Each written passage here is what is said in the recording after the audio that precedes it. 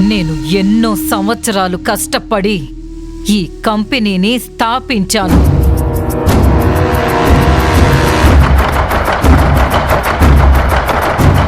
ఈ కంపెనీకి ఒక విలువ ఉంది.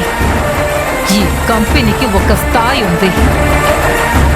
దాన్ని నువ్వు చెడగొడుతున్నావు. బాబా, మీ మేడం గారికి కాస్త వివరంగా చెప్పొచ్చు కదా. ఈ కంపెనీని స్థాపించింది ఆవిడే అవ్వచ్చు, కానీ దానిని ఒక స్థాయికి తీసుకువెళ్ళింది నేను.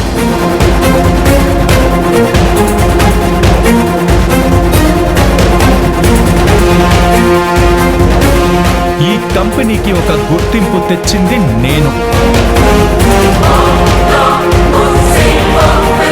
ఈ కంపెనీకి విలువ పెంచింది నేను.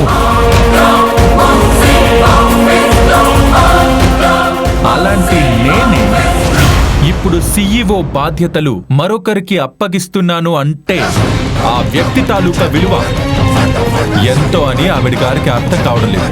కనీసం నువ్వైనా చెప్పు బావా. తారక్, ఈ CEO పదవిలో ఈ నీలవేణిని కూర్చోపెట్టి జీవితంలో అతిపెద్ద పొరపాటు చేస్తున్నావు.